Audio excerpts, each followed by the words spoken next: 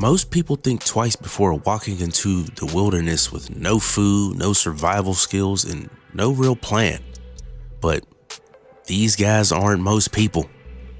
Without a Paddle is a movie about the most chaotic treasure hunting vacation in history. It's a story of childhood friendship, terrible planning, one missing DB Cooper fortune, and three grown men who somehow turn a tribute trip into a survival test they absolutely did not study for. So the movie starts by introducing us to four childhood best friends, Jerry, Dan, Tom, and Billy. Back when they were kids, these four were inseparable. They had the treehouse, they had the secret club energy, they had the kind of friendship where every random afternoon could turn into a full-blown mission. And one of their biggest childhood obsessions was the legend of DB Cooper. Now, DB Cooper was the infamous hijacker who jumped out of a plane with ransom money and disappeared into history. So, naturally, to four young boys, this was not a federal crime. This was a treasure map waiting to happen. They dream about finding the lost money one day, and when you're a kid, that kind of promise feels serious. Like a blood oath serious. Like, we're definitely doing this when we grow up. But then they grow up, and like most childhood plans, it slowly gets buried under jobs, relationships, fare, bills, and whatever life has to throw at you. Years later, Jerry, Dan, and Tom are adults, and they have drifted apart. Jerry has a steady life and a girlfriend, but he's terrified of commitment. He's one of those guys who acts like getting married is the same thing as being asked to defuse a bomb. Denise is clearly waiting for him to grow up, but Jerry is still standing there like, what if adulthood is a trap? Then there's Dan. Dan is a doctor, so on paper, he sounds like the responsible one. But emotionally, Dan is built like a nervous smoke detector. Everything scares him. The wilderness, risk, spontaneity. Honestly, the man would probably pack sunscreen for a Zoom meeting. Then there's Tom. Tom is the wild card. And when I say wild card, I mean the deck should have been thrown away. Tom is reckless, broke, unserious, and still living like life is one long dare. Jerry is afraid to move forward. Dan is afraid of everything. Tom is basically afraid of a paycheck. Then the three men come to find out that their fourth friend, Billy, has died in a parasailing accident. And even though this is a comedy, Billy's death is what gives the story its heart. Because Billy was the one who never really let go of their childhood dream. After the funeral, Jerry, Dan, and Tom go back to their old treehouse. And this is where they find something that Billy left behind. A map. Billy had been researching DB Cooper for years. He believed he had figured out where Cooper's lost money could have been hidden. And suddenly, this old childhood fantasy becomes real again. Now, a normal group of adults would probably say, wow, that's really touching. Put that map in a frame, and we'll meet up in a couple years. But these three look at a treasure map from their dead friend and decide, you know what we should do? Let's go on a deep dive in Oregon wilderness with barely any idea what we're doing. This is the first of many red flags. And by the end of this movie, the red flags basically become a blanket. They decide to take a canoe trip and finish Billy's adventure for him. On the surface, it's about honoring their friend. But deep down, each of them is also trying to escape their own life. Jerry wants to feel alive again. Dan wants to prove he's not controlled by fear. And Tom just wants to believe he still has some kind of purpose. So they head into the wilderness. And to be fair, they do bring gear. They have luggage, they have camping supplies, they have a canoe. They're technically prepared. But there's a huge difference between owning gear and knowing how to survive. And these guys are about to find out that difference personally. Because once they get on the river, the trip turns to chaos. At first, they're laughing, joking. They're remembering the old days. For a moment, it actually feels like adventure might help them reconnect. Then, the night comes, and they realize they forgot food. Not extra food, not snacks. Food, as in the main thing humans need to continue to live. So right away, the trip goes from honoring Billy's memory to 3 grown men trying to survive. Tom, being Tom, decides he can solve the problem by catching fish with a flashlight, which sounds less like a survival strategy and more like something somebody says right before the park ranger starts shaking his head. And instead of catching dinner, Tom attracts a grizzly bear. Because of course he does. So now the guys are being chased by a bear, scrambling up a tree, screaming for their lives, and realizing that nature is not impressed by friendship nostalgia. The bear ruins their campsite, wrecks their supplies, and by the next morning, the guys are even in worse shape. They didn't start with nothing. They started with gear, but forgot food. Attracted a bear, but then the bear destroyed whatever they had, which is almost worse because they were prepared just enough to be disappointed in themselves. Then the map gets damaged, and since none of them know exactly where they are or not an expert in wilderness, that damaged map becomes a major problem. So they continue down the river, but because they can't navigate properly, they miss the split where they're supposed to take. Now they're in a canoe and the river's getting rough, and it slowly hits them that they're not on a peaceful trip anymore. So they go right into a waterfall and the canoe is destroyed, and somehow they survive. But now the situation is officially terrible. They have no working canoe. Their gear is wrecked. The map is damaged. They don't have any food. And now they're stranded in the wilderness with the combined survival instincts of a wet napkin. And this is where the title really starts doing some work. They're literally without a paddle. But more importantly, they are emotionally without a paddle. Mentally without a paddle, spiritually without a paddle. These men are paddleless on every level. But somehow things get worse. Because while trying to find their way through the forest, they stumble into a marijuana farm run by 2 backwoods criminals named Dennis and Elwood. Dennis and Elwood are not criminal masterminds, but they're dangerous enough. They see Jerry, Dan, and Tom near their crop and assume these 3 idiots are trying to steal from them, which is hilarious because those 3 barely know where they are. They're not criminals. They're lost adults with brain damage. But Dennis and Elwood start shooting at them, so the guys run. And during the escape, the friends accidentally set the crop on fire with flares. So now Dennis and Elwood are not just suspicious, they're furious. From their point of view, 3 random city boys just wandered out of the woods, destroyed their business, and ran away like nothing ever happened. So now the movie becomes a chase. Jerry, Dan, and Tom are still trying to follow Billy's map, but now they're also being hunted by 2 angry criminals whose entire financial plan just went up in smoke, literally. Every time these guys escape one problem, they upgrade to another one that is probably worse. They forget the food, then they're attacked by a bear. They survive the bear. The bear destroys their gear. Now they keep going. They go into a waterfall.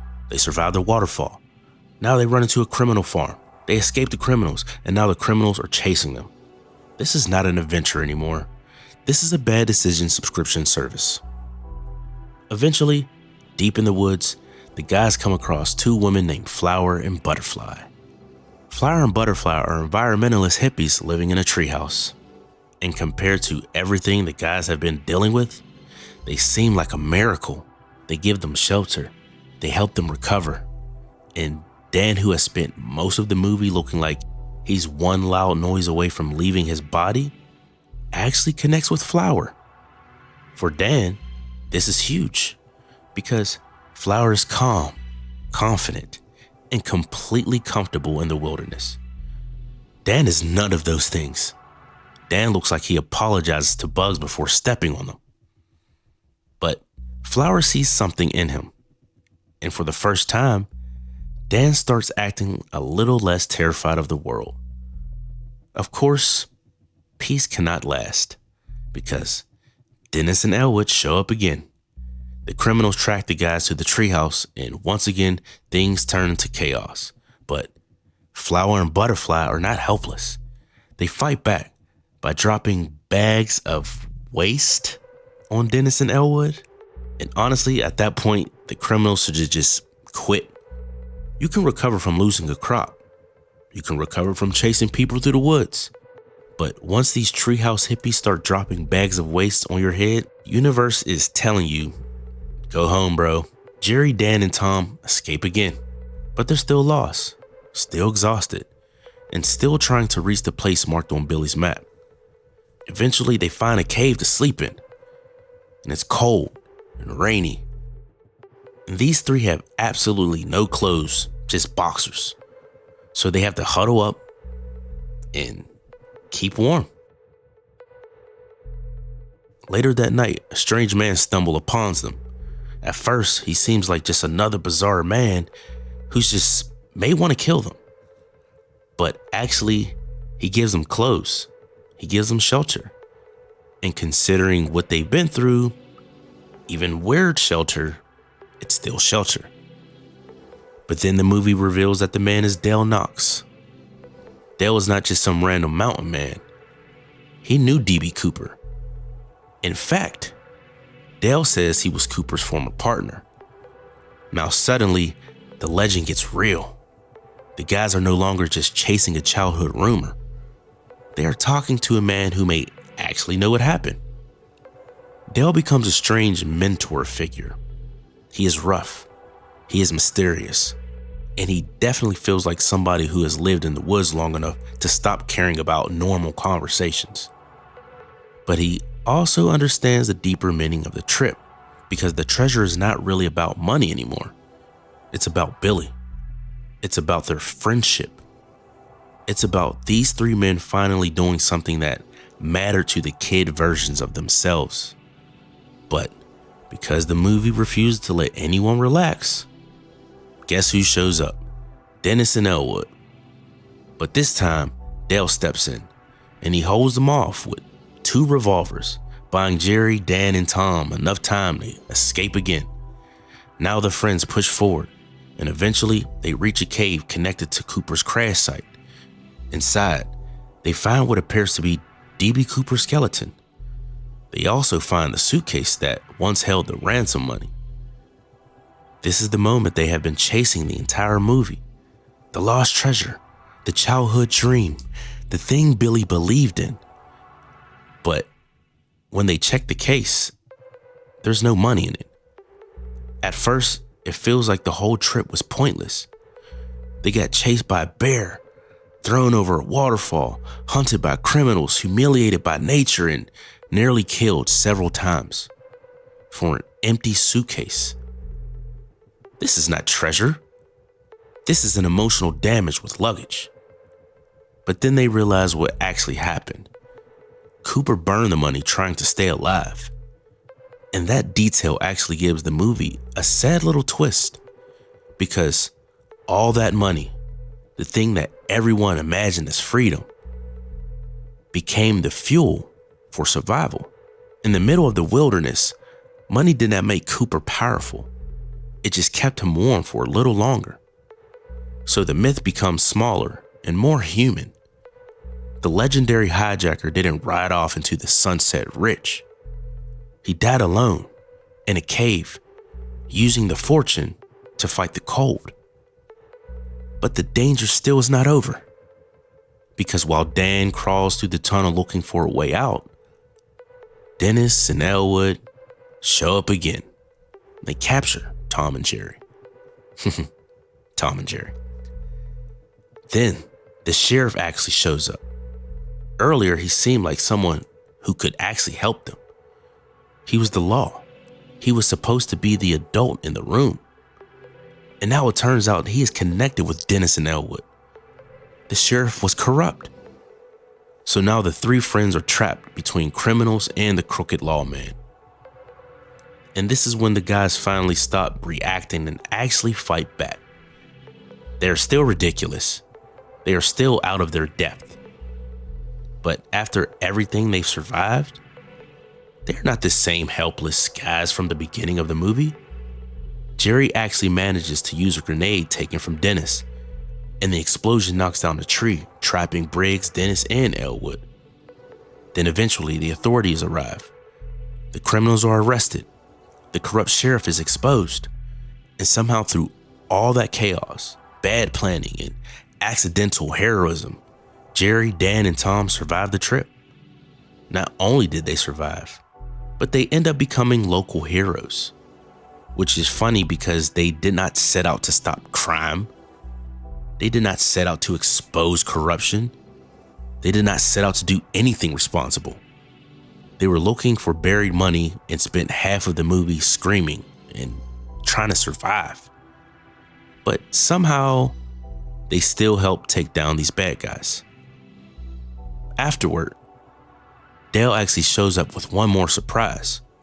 There is still some surviving D.B. Cooper money, which is basically Dale's half. Dale gives the friends $100,000. And this moment brings the story back to the friendship. Tom wants to split the money, but Jerry and Dan decide Tom should keep it because he needs it the most. That shows how much the trip changed them. At the beginning, these guys had drifted apart. They were stuck in their own lives. Jerry was afraid of commitment. Dan was afraid of everything. And Tom was afraid of growing up. But by the end, they remembered that the real friendship is not just about jokes and memories. It's about showing up for each other when life gets messy. And in this movie, life got extremely messy. Jerry finally stops running from commitment and proposes to Denise. Dan becomes more confident and starts a relationship with Flower.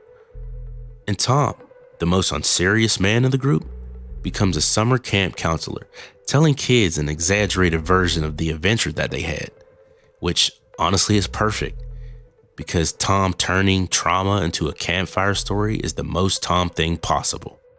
And that's what makes Without a Paddle work. On the surface, it's a goofy movie about three unprepared friends getting destroyed by the wilderness. But underneath all the bear attacks, rapids, and criminals and terrible choices, it's really about friendship. It's about how childhood dreams can seem silly until you realize they were holding something important together. It's about grief. It's about growing up. It's about how sometimes the worst trip of your life is exactly what you need to remember who you used to be. Jerry, Dan, and Tom did not find the treasure they expected. They find a dead legend, a corrupt sheriff, two angry pot farmers, one terrifying bear, and a whole lot of reason to never go camping again. But they also find each other. And in the end, that was Billy's real gift. Not the map, not the money, but the adventure. Because Billy's final dream brings his friends back together and forces them to live again. And that's going to wrap up this episode of Have You Ever Seen? If you enjoyed this video and want to help this channel grow, like and subscribe. And if there's a movie or TV show you'd like me to break down next, comment down below. And until next time, stay humble, and I'll see you guys on the next one. Peace.